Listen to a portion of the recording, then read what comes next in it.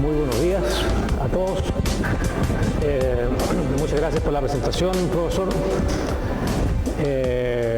Estas son neuronas de un modelo hipocampal, son neuronas de una región cerebral. Este tipo de neuronas las preparamos nosotros en el laboratorio y nos sirven para desarrollar conocimiento en la región del biobío. Esta neurona está marcada con un anticuerpo que reconoce proteínas específicas neuronales y ustedes ven que tienen una gran cantidad de procesos porque el cerebro tiene que conectarse. Una de las funciones más importantes que tiene el cerebro es la conectividad. Y lo que voy a estar hablando hoy día tiene que ver con conectividad.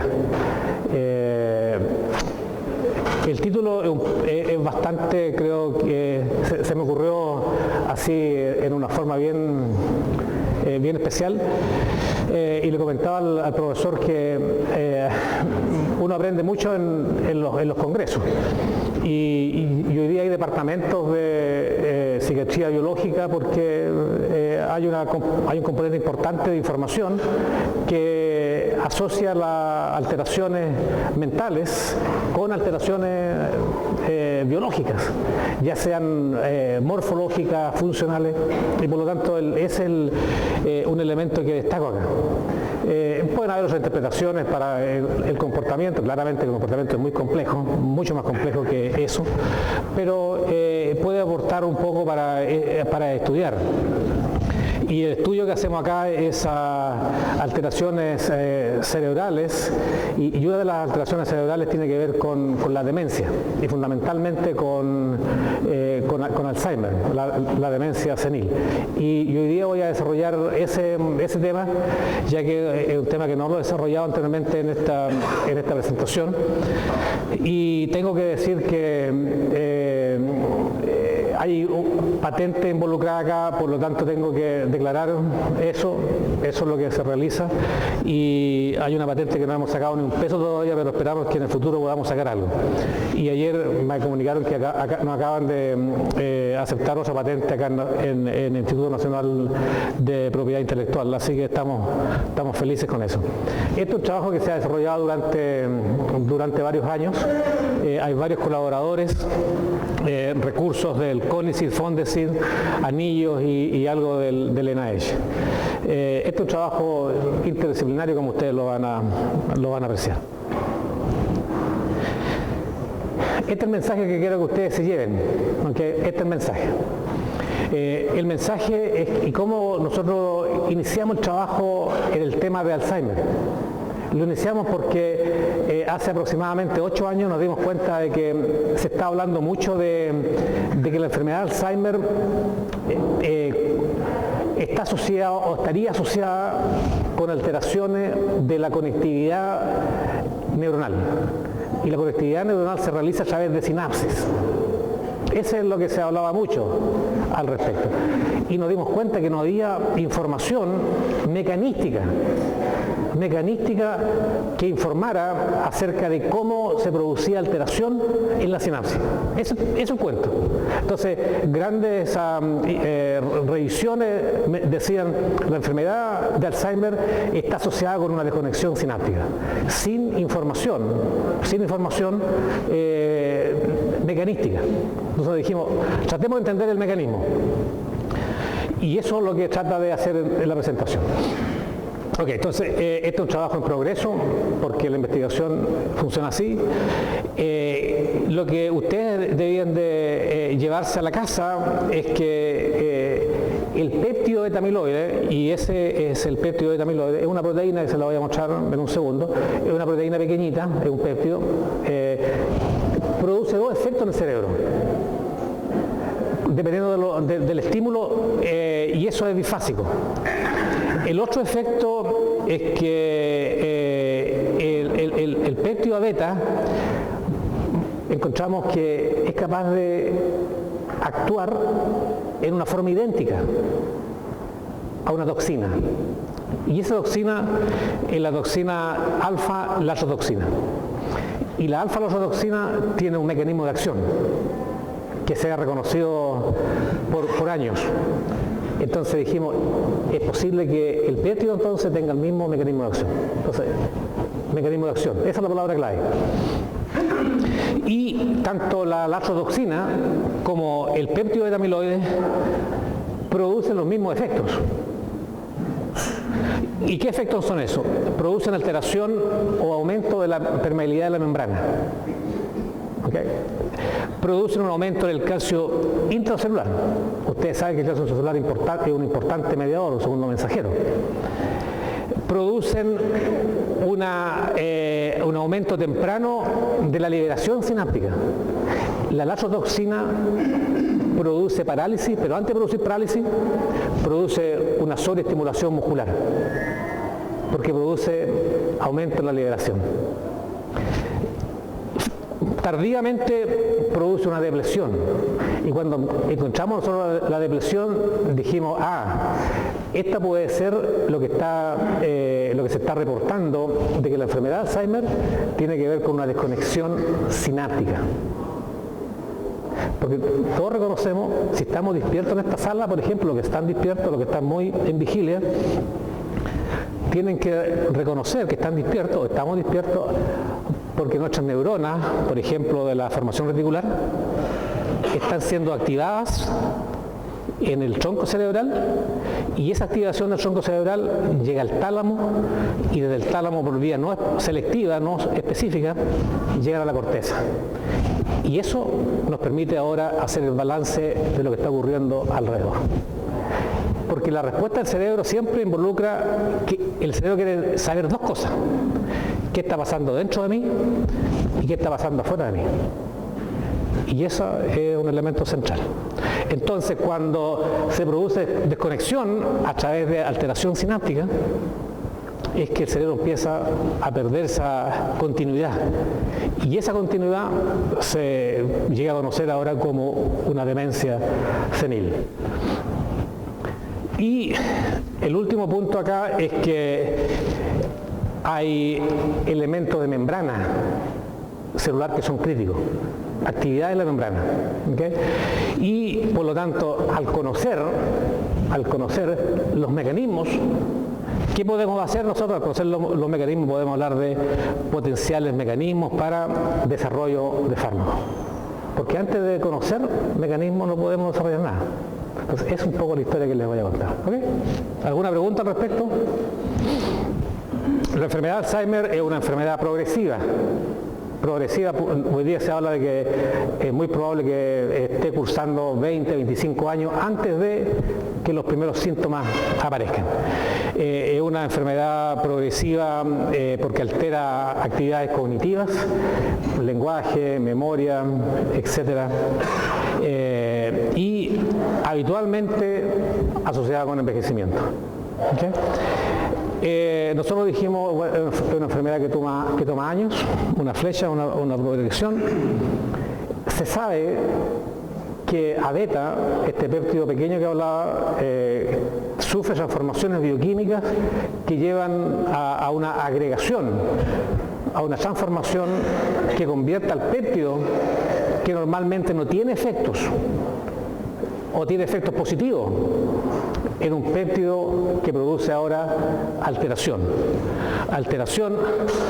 y el esquema inicial que desarrollamos fue este péptido produce una alteración en la membrana, y esa alteración de la membrana produce cambio en la excitabilidad. La excitabilidad ustedes la conocen, que es relevante en el cerebro, en la sinapsis. Eso afecta la señalización intracelular y finalmente produce neurodegeneración. Esta es una imagen de cerebro humano, la cual ha sido teñida, un cerebro con Alzheimer, ha sido teñida con un marcador de proteína beta amiloide. Y ustedes ven que hay grandes acumulaciones de placas, y esto se conoce como placa senil, que pudiesen o no pudiesen ser el causante de la enfermedad, directo causante de la enfermedad, o no, pero ustedes ven que se produce esta señal que no aparece en cerebros jóvenes y que no aparece con tanta intensidad en cerebros normales. Ahora, la mala noticia que les tengo es que todos tenemos A-beta en el cerebro, y así como envejecemos, la carga de beta aumenta cada vez más, por lo tanto somos todos candidatos a desarrollar la enfermedad.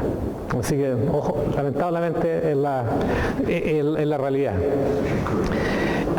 A-beta es una proteína, es un péptido que se genera por la acción de algunas enzimas que se conocen como secretasas, beta y gamma secretasa.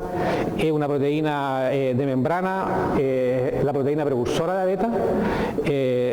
Es una proteína bastante grande, está en la membrana y es hidrolizada por estas dos enzimas. Y cuando se activan estas enzimas, se producen los monómeros de A-beta.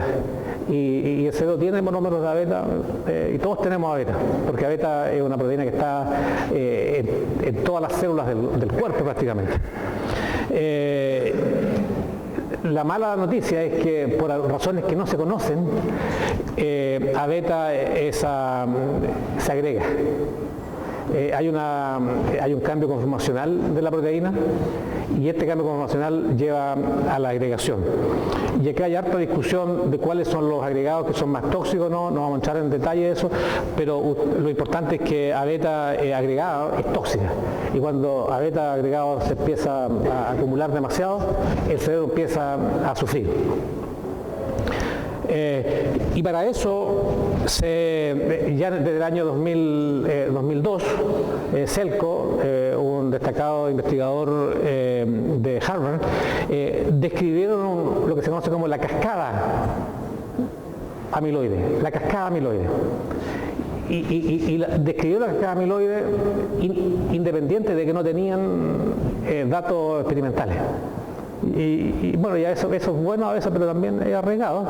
Y yo creo que se ha prevalecido la cascada, han habido algunas transformaciones, nosotros hemos modificado la cascada, pero lo importante de la cascada es lo siguiente, que hay cambio en el metabolismo de A-beta. A-beta aumenta, se agrega y empieza a producir efectos tóxicos.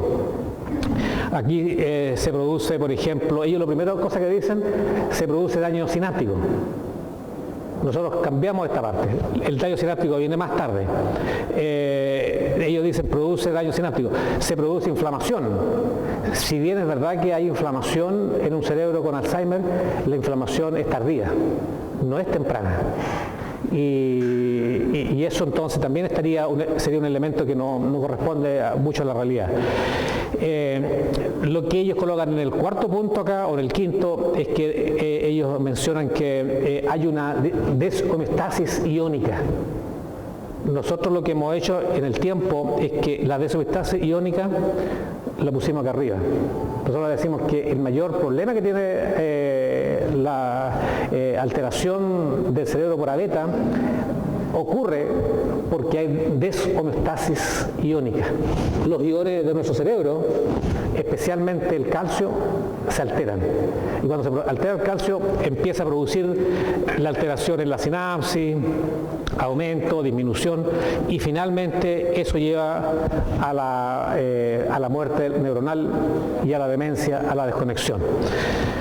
El péptido puede tener 40 o 42 aminoácidos, es un péptido pequeñito, es un péptido que no se conoce su función como un péptido normal, es decir, monomérico. Hay evidencia sí que indica que ese péptido quizás sea un péptido saludable para el cerebro, que mantenga nuestra actividad cerebral a niveles óptimos. Y otros investigadores también han propuesto que el péptido pudiese tener un efecto antibacterial o bactericida, porque el péptido, como puede romper la membrana y muchos antibióticos rompen membranas, como ustedes se recuerdan, puede ser esa una de las funciones, pero no se sabe mucho más que eso. Sí se sabe que cuando se agrega, forma agregado y los agregados son tóxicos. Entonces eso nosotros lo pusimos en primera línea. La sinapsis claramente que es un elemento importante. Lo que nos recordamos de la sinapsis es que hay un elemento presináptico con vesículas sinápticas. El calcio es importante para la liberación de las vesículas.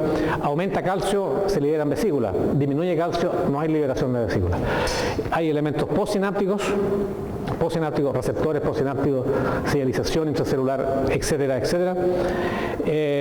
Nosotros hemos postulado que A-beta interactúa con la sinapsis y al interactuar con la sinapsis produce cambios importantes en la función. Entonces, la primera cosa que haría beta es que interactúa con la membrana. Tenemos varias evidencias al respecto, no voy a entrar en detalle. Interactúa con membrana y rompe la membrana. Y al romper la membrana, el calcio entra. La primera cosa que hace es liberar calcio, pero libera tanta vesícula que eventualmente la vesícula no puede ser reconstituida, y eso produce una falla sináptica. Esa es nuestra hipótesis de trabajo. Voy a saltarme un poquito de la biología, porque esto les va a interesar a ustedes. La enfermedad de Alzheimer se describió hace 100 años. Todavía no hay fármacos que la vayan a solucionar muy pronto. Esa es la mala noticia.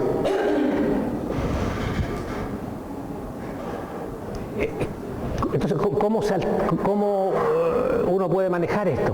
Bueno, la primera cosa es combatir el déficit. Y esa fue la primera terapia, combatir el déficit. En una forma muy similar a lo que ocurre con el Parkinson. El Parkinson, la dopamina baja, fármaco aumenta la dopamina. Entonces dijeron, esta es una falla sináptica, hay que combatir el déficit. Y el déficit que se reportó hace 30 años atrás, acetilcolina. Combatamos el déficit de acetilcolina. Ustedes saben que no funciona.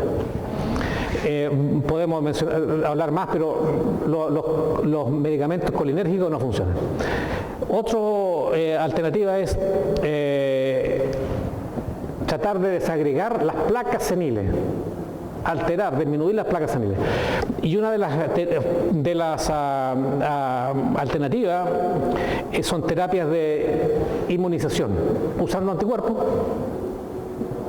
Se baja la carga de A-beta, y esa baja carga de A-beta, que funciona muy bien en animales, se genera anticuerpos anti-A-beta.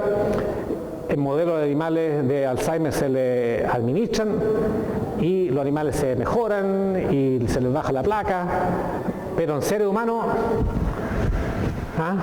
mal. Otro elemento, reducir la inflamación. Hay indicación de que la inflamación pudiera ser importante, entonces los fármacos antiinflamatorios, no esteroidales especialmente, pudiesen tener un uso especialmente temprano durante la enfermedad.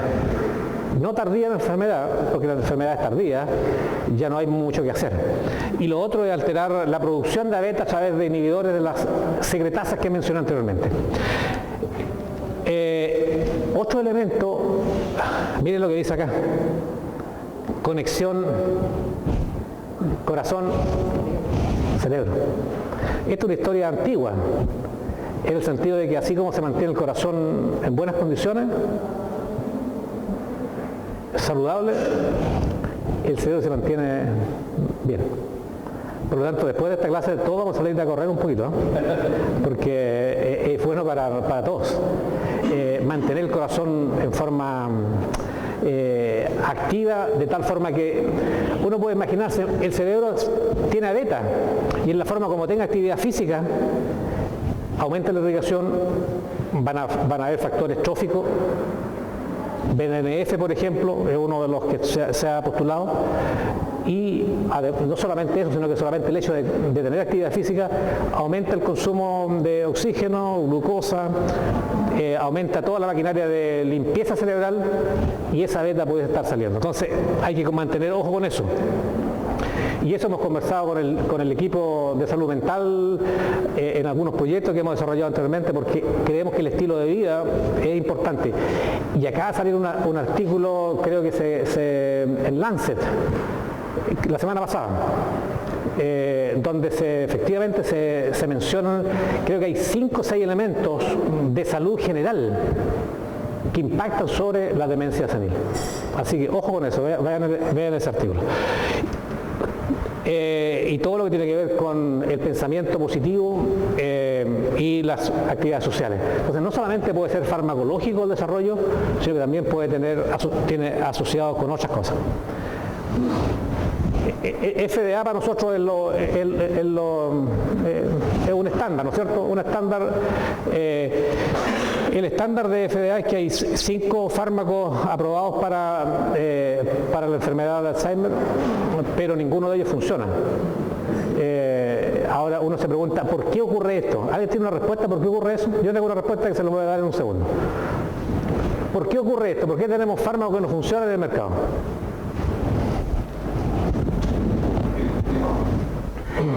Salud. ¿Por qué? A ver. Porque la enfermedad de Alzheimer es una enfermedad de desastre, ¿no? ¿Verdad? Desastre humano. Entonces, acá hay un médico, hay un individuo y seguramente hay familiares. Cuando entra ese individuo con el familiar a la consulta del médico, ellos van con la noción de que van a salir de ahí con un fármaco, con una solución, con algo que les va a ayudar. Porque le pudiese dar quizá una aspirina, pero esperan salir con algo. Entonces, esto no funciona porque tiene que haber una solución social. Y estos fármacos creo que cumplen una función social, especialmente para las empresas que lo ven también, porque no mejora el individuo, no mejora para nada. ¿Y cuál es la característica farmacológica de estos fármacos? Es que inhiben una enzima, la acetilcolinesterasa. Y al inhibir la enzima aumenta acetilcolina. Y claramente, claro, con el aumento de acetilcolina van a haber algunos cambios en el comportamiento, la persona va a estar más excitada, ¿no es cierto?, más viva, pero para la cognición se necesita mucho más que eso. Tenemos que conectar, tenemos que razonar, es una computación compleja. Entonces, cognitivamente no mejora significativamente. Estudios ingleses dicen que la utilidad de los anticolinérgicos es para el manejo de los pacientes. Estudios serios ingleses, con muchos pacientes. La única cosa que han dicho, mira, el paciente se puede manejar mejor institucionalizado o no. ¿Okay? Es una solución, pero cognitivamente no hay mejora. Y la otra cosa que también un poco contraintuitivo es la memantina. La memantina es un inhibidor de los receptores de NMDA. Y yo lo he tratado de entender por qué, cuál es el razonamiento. Porque si uno inhibe receptores de NMDA en el cerebro, ustedes saben que NMDA es excitatorio, ¿cierto? ¿Se acuerdan de eso? Entonces, si inhibe receptores de NMDA, el cerebro baja sus revoluciones. Y si baja las revoluciones, se dice el cerebro va a estar funcionando mejor. Y recientemente creo que entendí un poco cuál es el razonamiento. El razonamiento es que hay ciertas neuronas en el cerebro que son interneuronas excitatorias. Y estas neuronas excitatorias estarían disparando demasiados potenciales de acción, produciendo parte de la desconexión por citotoxicidad, etcétera, etcétera. Y por lo tanto se cree que la memantina mejora el cuadro de demencia, pero tampoco funciona. Los estudios clínicos muestran que la mejoría es una mejoría súper leve, unos meses, con más actividad cognitiva, independencia, no mucho más que eso. Entonces, raya por la suma, no hay buenas noticias al respecto. Y ustedes conocen esto mejor que yo, pero les voy a mencionar un par de cosas más. Resulta que para que un fármaco entre al cerebro es una cuestión súper complicada. Las empresas farmacéuticas están tirando la toalla para encontrar buenos fármacos que entren al cerebro, fármacos nuevos. ¿Por qué? Porque el proceso es un proceso súper complejo. Por ejemplo, es importante cuánta irrigación cerebral tenemos. El tema de las barreras, ustedes conocen las barreras, el transporte activo y pasivo de los fármacos, los volúmenes, el pH,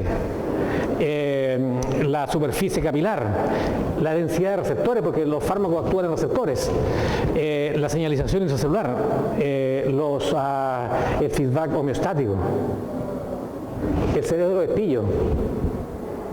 Y nosotros hemos hablado en algunas clases de los fenómenos de plasticidad.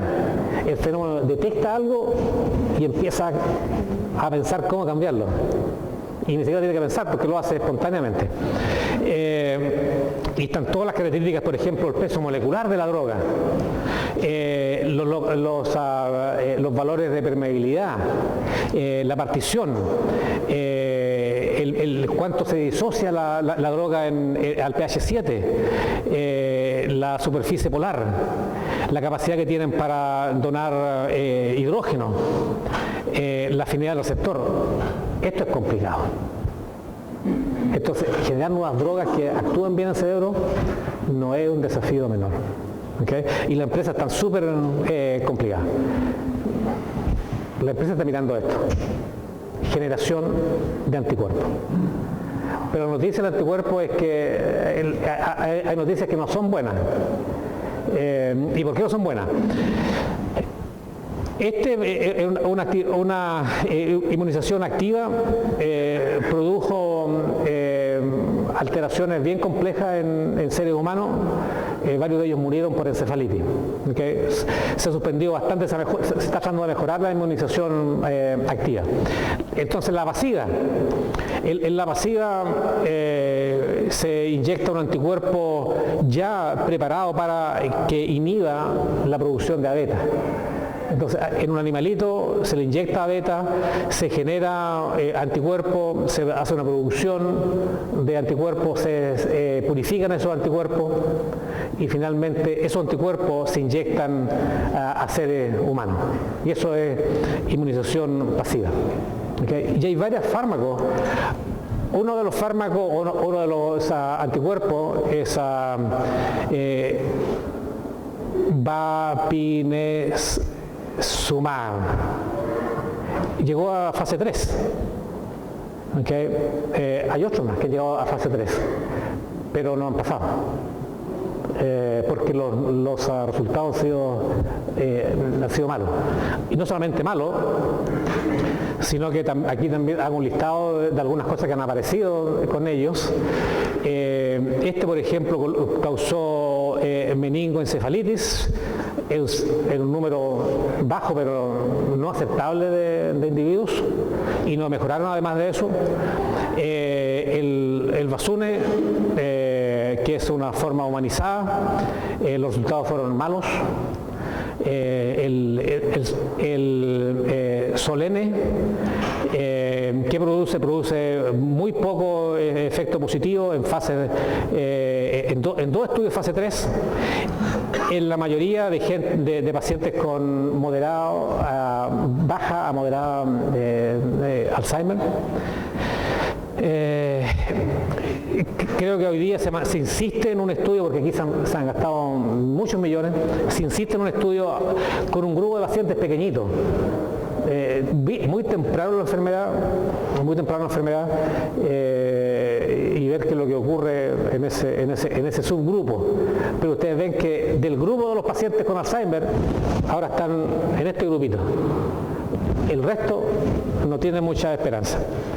Y el otro tema que también es súper relevante desde el punto de vista clínico, que han habido durante varios años estas demostraciones de que tratamiento con anticuerpos produce serias anormalidades en estudio de imagen, lo que se conocen como las ARIAs, Amyloid Related Imaging Abnormalities, y eso resulta fundamentalmente en que hay pequeña hemorragia y el cerebro se inflama.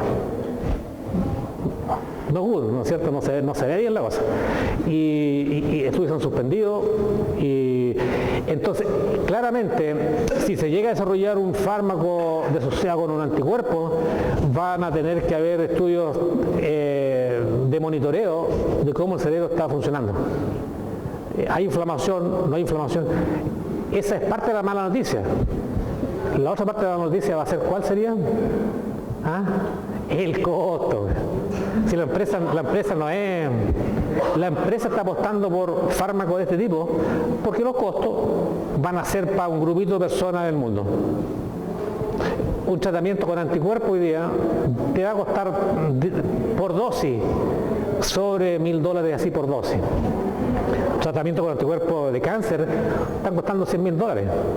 Para cáncer funcionan relativamente bien. Algunos tratamientos anticáncer, anticuerpos, valen $100.000 el tratamiento. Número interesante, ¿no es cierto? Entonces la cosa no se ve tan bien.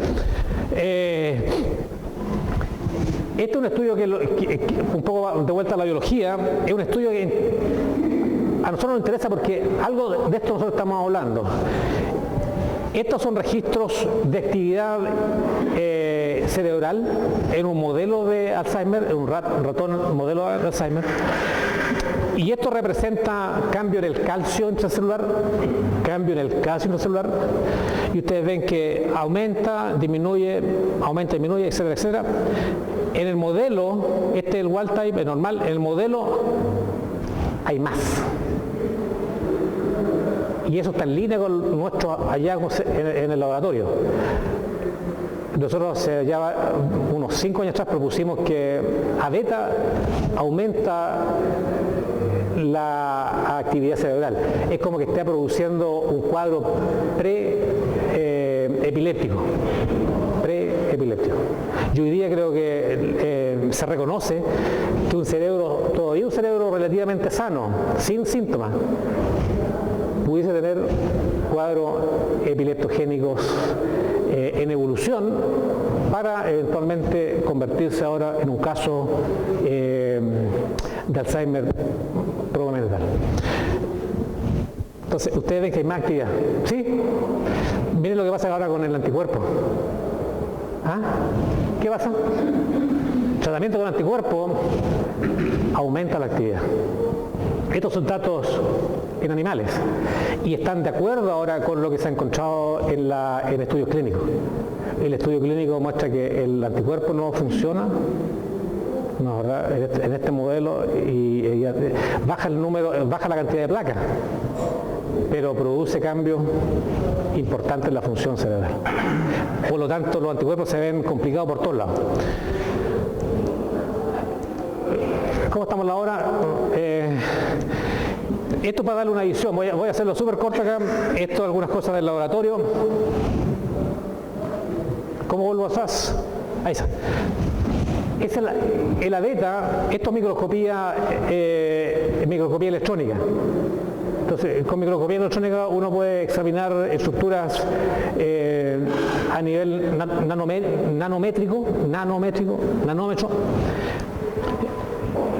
Este es una solución que tiene aleta, monómeros de aleta, y cada uno de los puntitos que tenemos acá denota una partícula de oro.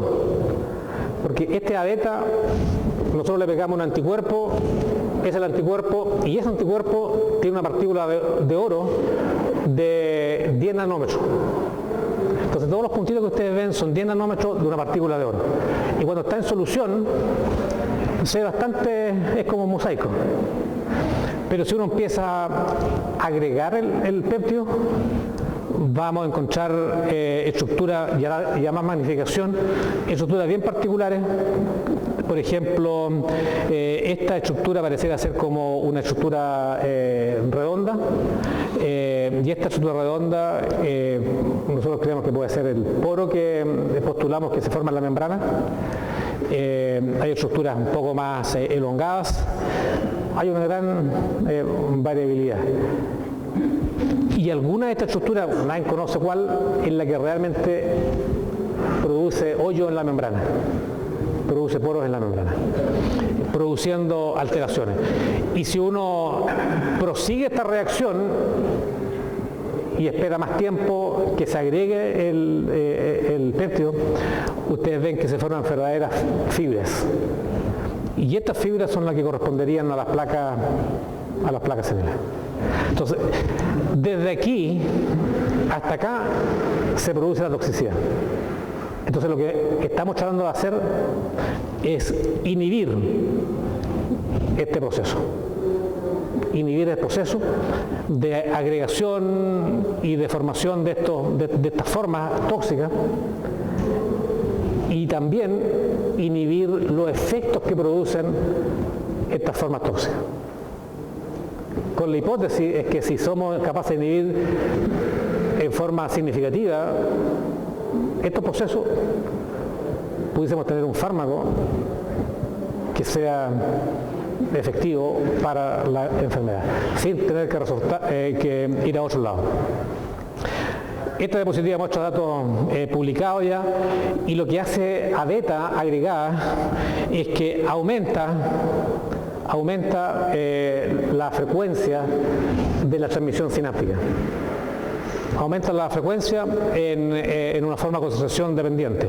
Si aumenta la concentración, aumenta la frecuencia. La neurona en forma aguda, estos son experimentos agudos, si uno la estimula con A-beta agregada, la transmisión aumenta.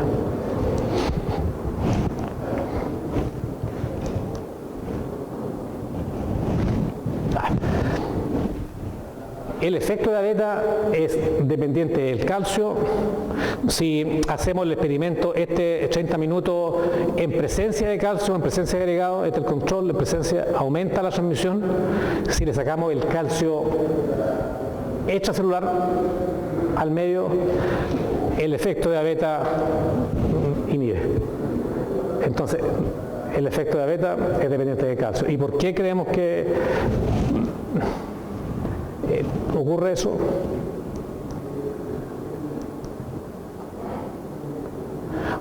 Creemos que ocurre eso porque A-beta rompe la membrana, el calcio entra y se produce liberación. Y si esa liberación se produce por mucho tiempo, se produce la desconexión. A-beta es bien particular, es un péptido pequeño, 40 aminoácidos, pero tiene una capacidad para unirse a membranas neuronales que usted no se lo imagina. Nosotros tampoco lo imaginábamos. Lo que hicimos en este experimento, esa es una neurona que está marcada con un anticuerpo que reconoce una proteína neuronal, y 30 minutos después de agregarle A-beta, una forma fluorescente de A-beta, esta es una A-beta verde, ustedes ven que la neurona está completamente llena de A-beta. Entonces, hay una capacidad, A-beta es hidrofóbico, y esa capacidad hidrofóbica de A-beta ayuda a que la membrana se decore con A-beta. Y si uno hace estudios desde los 15 minutos, ya encuentra que A-beta se está pegando a la membrana. Entonces, ese es uno de los primeros pasos que está ocurriendo.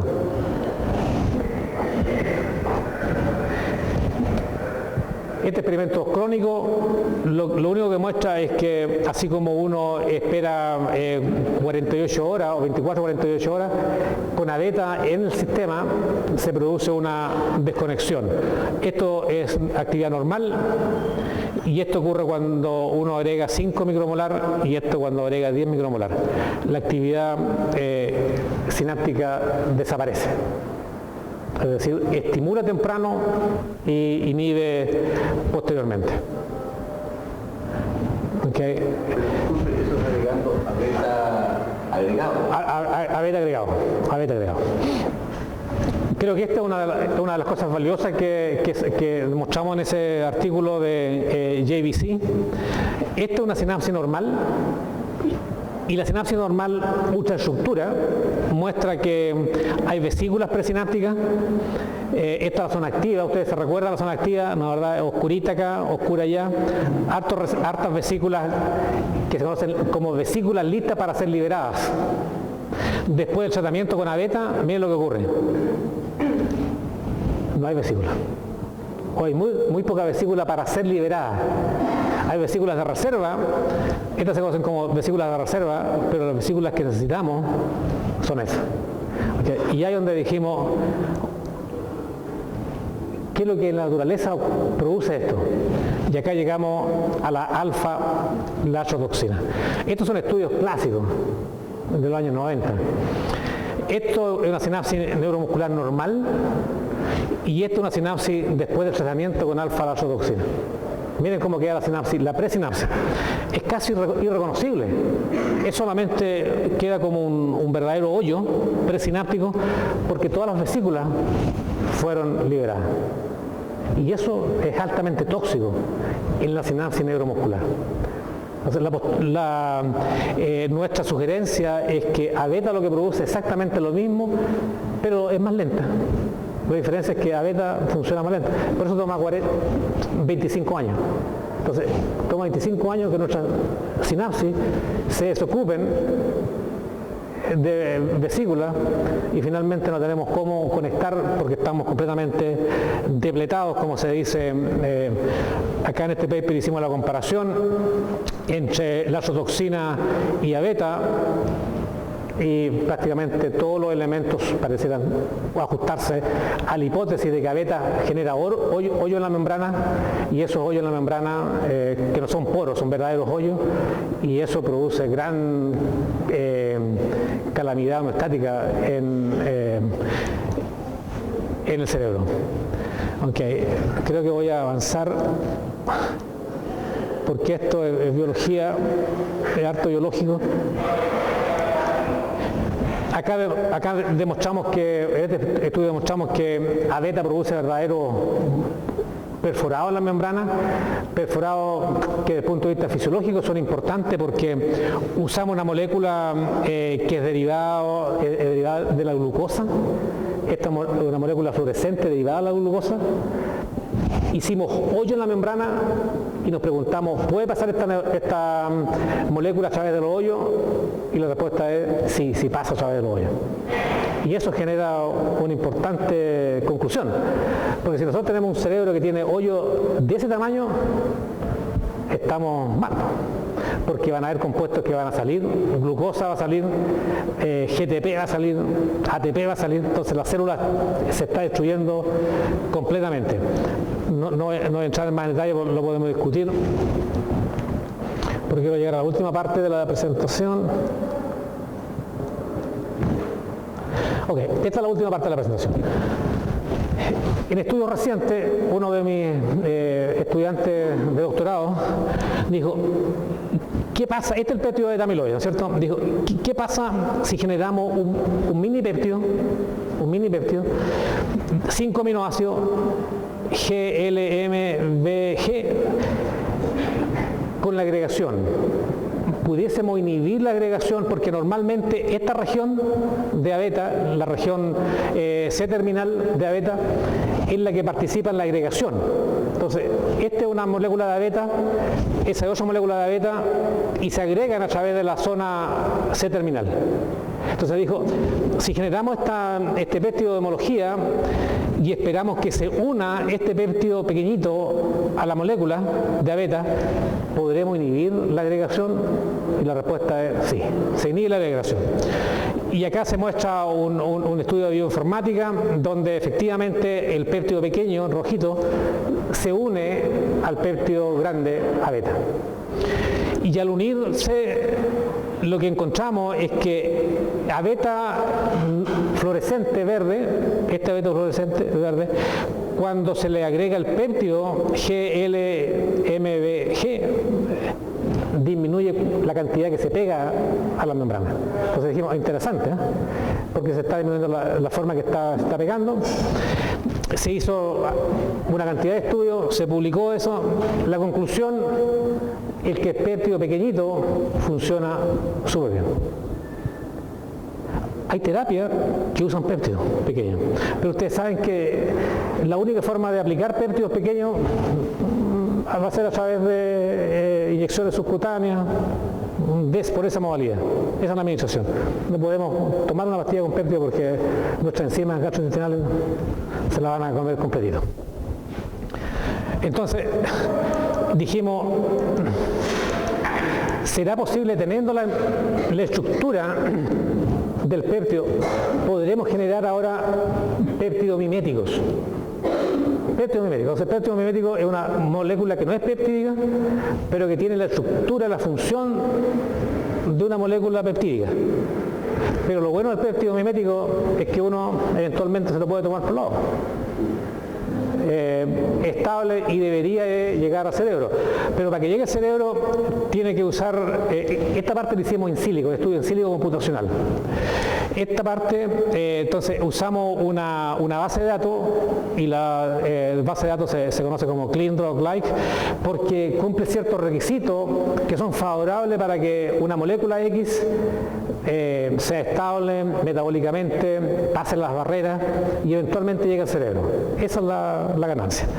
Entonces se habla de la famosa regla de 5 de Lipinski para los químicos. Yo no soy químico, pero esa es una regla de oro. Lipinski dice que para que una molécula entre al cerebro tiene que tener al menos 5 propiedades.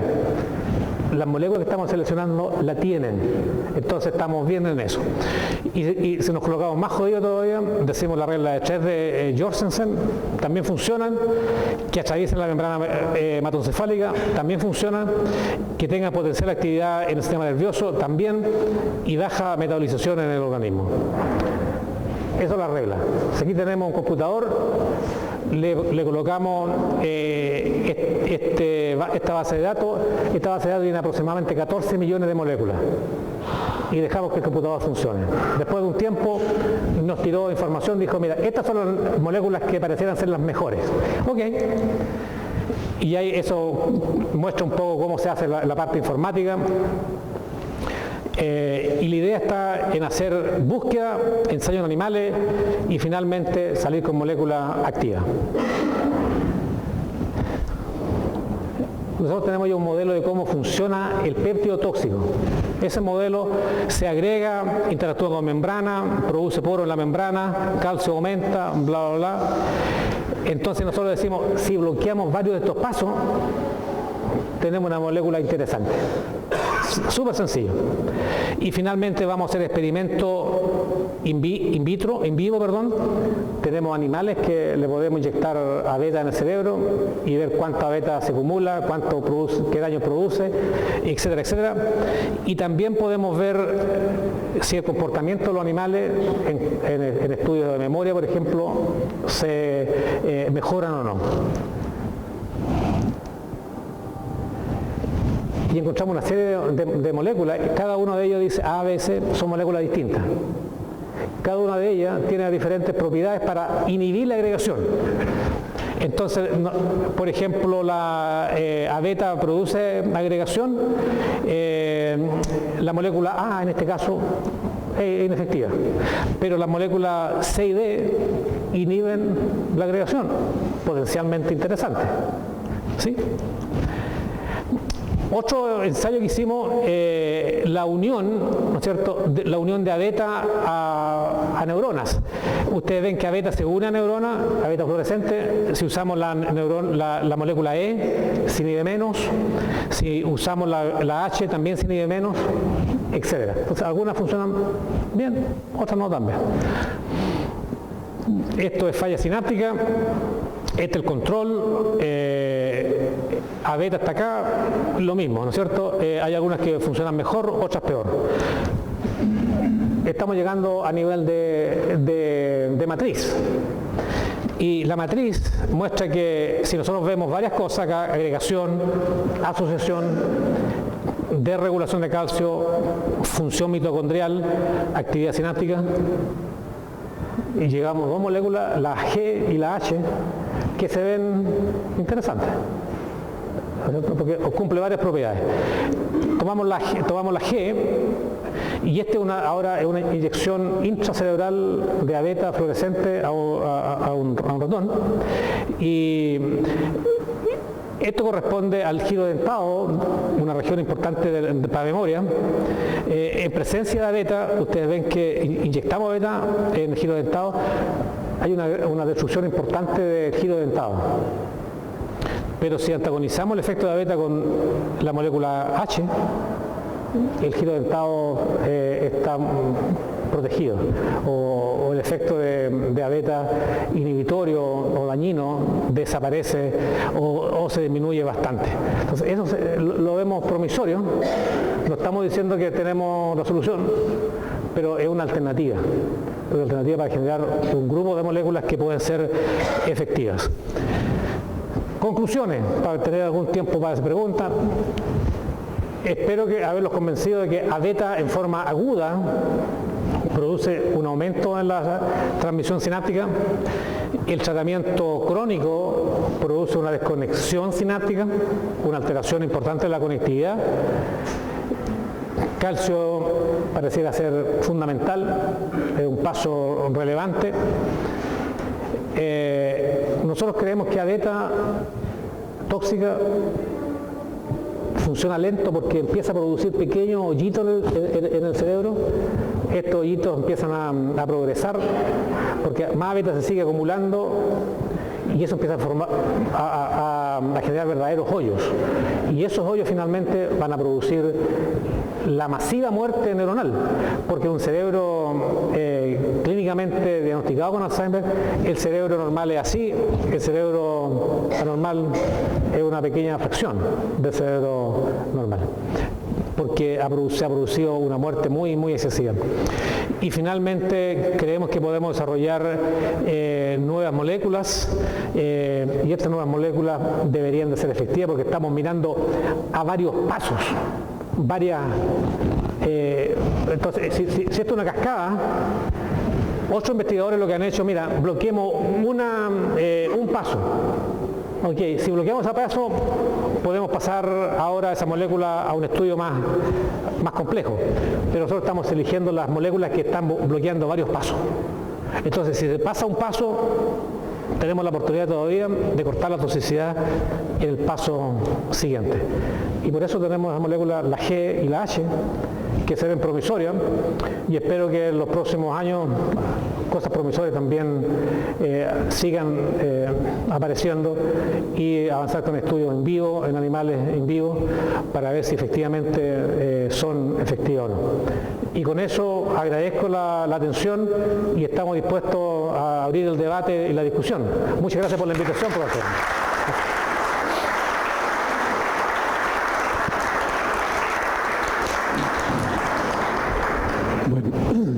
Muchísimas gracias, profesor, por una excelente conferencia y sobre todo por el esfuerzo hecho para acercar a nosotros estas complejidades de las neurociencias básicas que normalmente las sentimos más lejanas de lo que deberíamos. Tenemos tiempo para consultas, comentarios.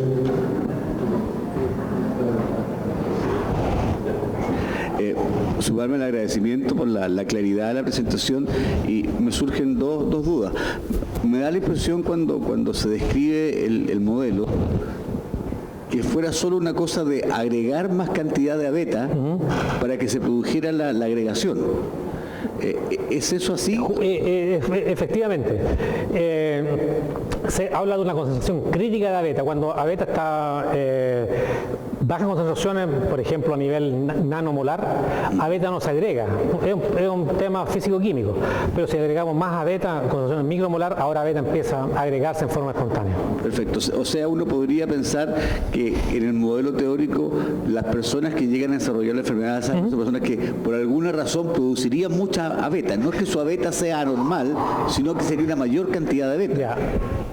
Producen demasiado o eliminan muy poco. Perfecto. Porque funciona de esa forma, ¿cierto? O produzco mucho o elimino poco.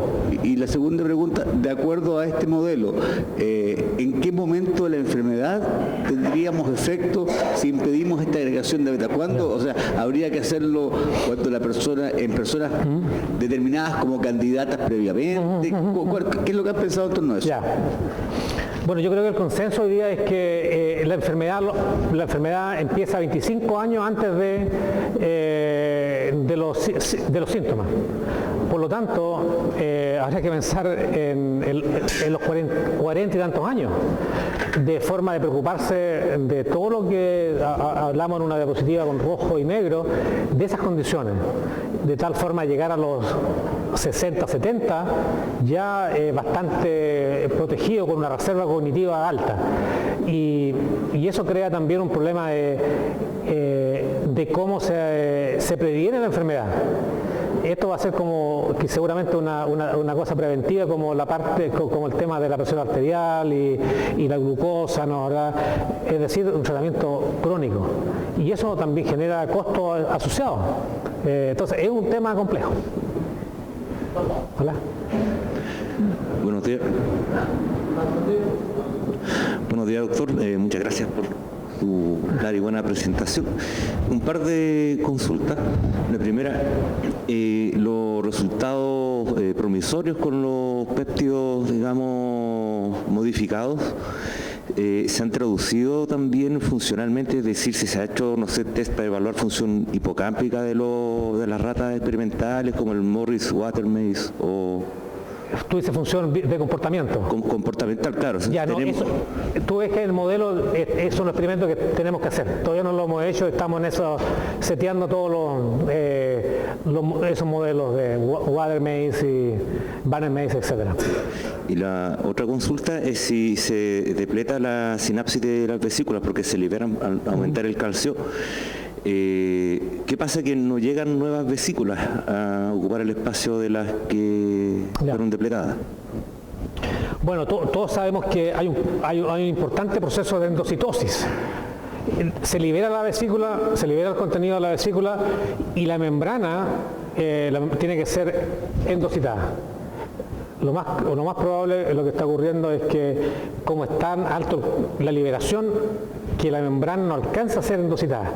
Y creo que los números muestran que la endocitosis también es inhibida. Entonces ya no se endocita la membrana, y al no endocitarse la membrana no hay forma de generar nuevas vesículas. Y creo que los números que publicamos en ese paper efectivamente mostraban que aumentaba la exocitosis, pero también disminuía la endocitosis, porque el proceso es demasiado intenso. Y como es demasiado intenso, gastamos membrana y no recuperamos. Tengo dos preguntas. La cascada amiloide, ¿es realmente la causa de la enfermedad de Alzheimer o puede ser una consecuencia y es complicado el tema? Y lo otro, si fuese la causa, ¿será la única causa? Porque de una manera podemos hacer esfuerzos titánicos y con mucho dinero, pero finalmente cuando apuntamos mal va a ser una pérdida de tiempo y de dinero espantoso. Súper buena pregunta. No, yo creo que la discusión ha sido amplia al respecto. Sin lugar a duda que hay una enorme cantidad de información que apoya la cascada amiloide. ¿Cuál es la mejor información? La mejor información tiene que ver con estudios genéticos. Hay estudios genéticos, por ejemplo, el grupo de pacientes colombianos. Hay un grupo de pacientes en Colombia, en una ciudad de la montaña, que hace aproximadamente 30 años fueron descritos, y ha habido una segregación genética y un número importante de ellos a los 30, 40 años desarrolla enfermedad de Alzheimer. Ese es un elemento de la causa. Y el elemento de la causa muestra que tiene una mutación en una de las enzimas que produce A-beta, y tienen más A-beta en el cerebro. Hay otras mutaciones que también afectan, ya sea APP o las enzimas que producen A-beta, y toda esa información indica que el factor genético asociado con la producción de A-beta es importante. ¿Okay? Sin embargo, también hay que reconocer que existen otras posibilidades. Hay otra proteína que se conoce como la proteína tau. La proteína tau es una proteína de citoesqueleto. Se cree que, y también se ha demostrado que mutaciones en tau también producen Alzheimer. El modelo que se utiliza es que el primer golpe lo da a beta, porque siempre beta va a aparecer antes, pero el chancalcazo definitivo lo da tau. Entonces, hoy día el modelo habla, está a beta, está tau, y está el otro fenómeno que no hablamos nada, que tiene que ver con la neuroinflamación. Entonces, hoy día ya no es la hipótesis, la prevalente es la hipótesis amiloide. Pero está la otra alternativa. La otra alternativa es estado y la neuroinflamación. Y yo creo que de ahí va a salir un poco la tarea. Porque la pregunta es, hoy día el gran juego que hay, y esto va a ocurrir, creo que la respuesta va a ser, creo que en unos 8 años más, ¿qué pasa con los pacientes? ¿Alguien se acuerda la ciudad en Colombia? ¿Dónde están los pacientes estos?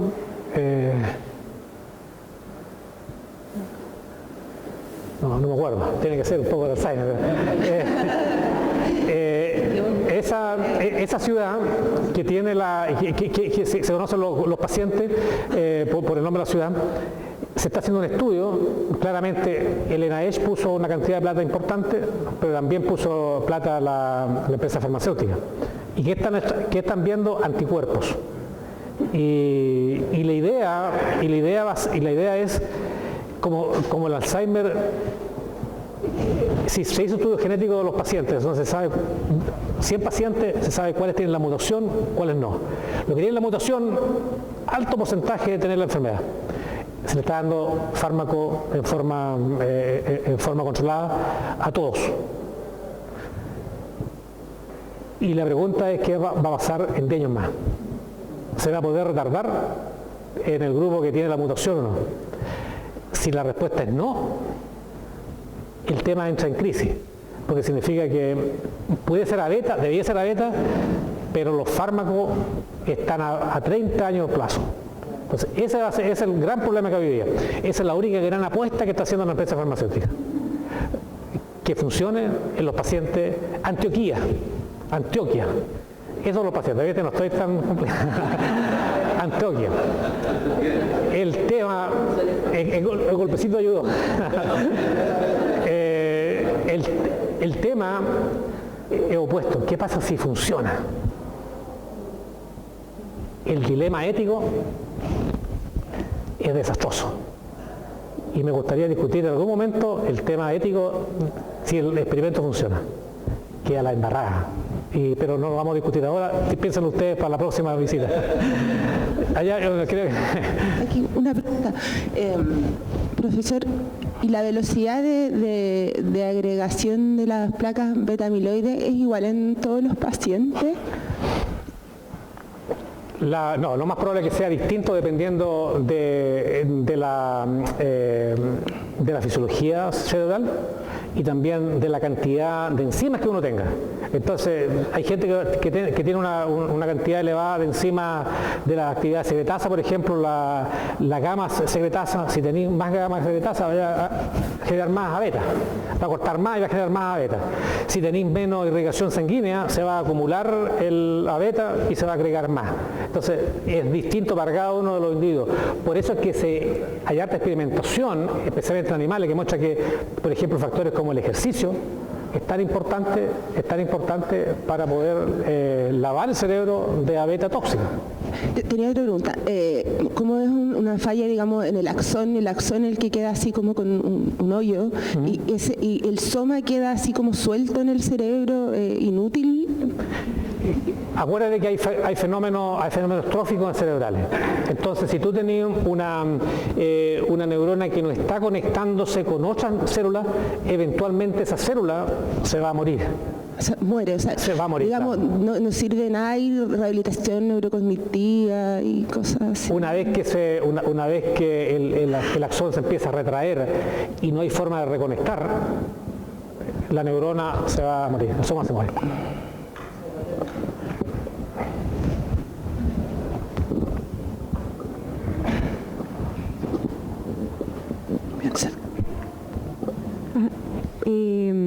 Bueno, Bueno, yo quería, mencionar que me parece, digamos, la presentación, además allá de lo interesante, también la forma de explicarla también para aquellos que a veces no somos de la línea muy biológica, digamos, permite tener la sensación de que uno entendió algo. ¿Ah? Y eso, la verdad, es que es agradable. ¿Ah? Lo que quería preguntar tenía que ver con los modelos de experimentación. ¿Ah? Usted mencionó, los modelos de experimentación, los modelos animales, digamos. Porque usted mencionó, digamos, de que los tratamientos que se habían probado en modelos animales, algunos de ellos habían funcionado muy bien, mejorando algunas situaciones, digamos, la condición del animal. Pero que, sin embargo, cuando estos se llevaron a los sujetos, ya los resultados no fueron, digamos, positivos. Entonces, de alguna manera, mi duda es, ¿qué hizo esa diferencia, digamos? Uno tiene la idea de que, de alguna manera, el modelo animal, biológicamente hablando, estructuralmente hablando, es como muy similar, digamos, al humano. Entonces, ¿en qué sentido podrían existir esas diferencias? Pensando en que, nuevamente, se están utilizando modelos animales para probar estas nuevas propuestas. Súper, okay. No, muy buena la pregunta. Y me alegro que haya quedado algunas cosas claras. El tema fundamental es que cómo funciona la ciencia.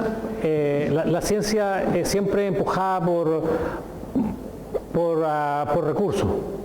Y uno de los elementos de recursos importantes en este tipo de estudios es la generación de animales transgénicos.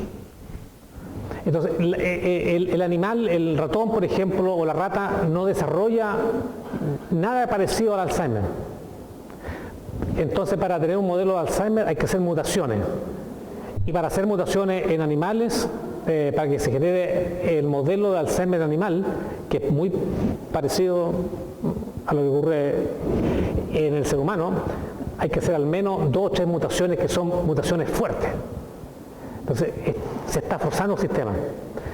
Y en ese sistema forzado, los fármacos parecen funcionar bien. Esa es la primera parte de la respuesta. Y la segunda parte de la respuesta tiene que ver un poco con el carácter humano del ser humano mismo, del experimentador. Una cantidad importante de resultados que decían la cosa funciona sí o sí, fueron demostrados que eran falsos. Por la poca acuciosidad del estudio. La presión para publicar es tan fuerte que muchos investigadores estaban felices si usaban 3 o 4 animales, que es lo mínimo. Entonces, con 3 o 4 animales todos sabemos que no podemos llegar a conclusiones. Pero ocurrieron eso. Entonces, y después se hizo un estudio, se preguntaron, ¿no es cierto? Oye, hemos gastado 200 millones de dólares en estos 10 estudios animales y muestran que hay una eficacia tremenda. ¿Qué ocurrió? Porque claro, el que pone la plata dice después qué ocurrió. Se fueron a estudiar todos esos estudios y se dijo, mira, la mayor parte de los estudios no son adecuados porque el número de muestras era muy bajo. Es un elemento. Entonces, ¿cuál podrá ser un mejor modelo? El mejor modelo, a nuestro entender, puede ser un modelo envejecido, de animal envejecido, más que el modelo de animal transgénico de enfermedad Alzheimer. Porque la enfermedad Alzheimer es un modelo envejecido. Pero el modelo envejecido es caro, porque tienes que mantener el animal, el ratón, por ejemplo, por 2 años, 3 años, y eso lleva consigo un consumo alto de recursos. Ese es un problema. Profesor, además de agradecer la presentación, una pregunta. Usted nos habló que el péptido beta amiloide se produce muy ampliamente en el cerebro y en el cuerpo y que se cree que tiene algunas funciones beneficiosas además. Uno siempre tiende a pensar si hay algo que se produce ampliamente en el cuerpo, habitualmente tiene que tener alguna función, si no, no se produciría. Entonces mi pregunta apuntaba a si lo que ustedes están tratando de investigar es bloquear la agregación del péptido beta amiloide con un mini péptido. ¿Eso no podría traer consecuencias negativas respecto de que el péptido pierda su función benéfica? ¿Hay alguna información al respecto? Bueno, yo creo que ahí está el elemento de chitear la concentración, porque si tú disminuyes demasiado la concentración del pértido que beneficie, va a ir para otro lado. Entonces, lo ideal es que el pértido monomérico sea lo que produce el efecto positivo en el cerebro o en el organismo. Por lo tanto, si tú bloqueas la agregación, todavía va a mantener niveles altos de péptido monomérico, que es el saludable, y vas a haber bloqueado el péptido agregado, que es el tóxico. Es un elemento, pero también va a ser el elemento de la concentración. Lo mismo que ocurre con los inhibidores de las secretasas. Los inhibidores de las secretasas, que el otro tipo de fármaco que se está desarrollando, si tú inhibes demasiado las secretasas, se producen efectos tóxicos importantes en el cuerpo, porque las secretasas son enzimas que regulan una cantidad importante de funciones, y por lo tanto tenéis que usar la concentración justo y necesaria del inhibidor para producir el efecto benéfico. Muy bien, reiteramos nuestro agradecimiento, profesor. Muchas gracias, profesor. Muchas gracias.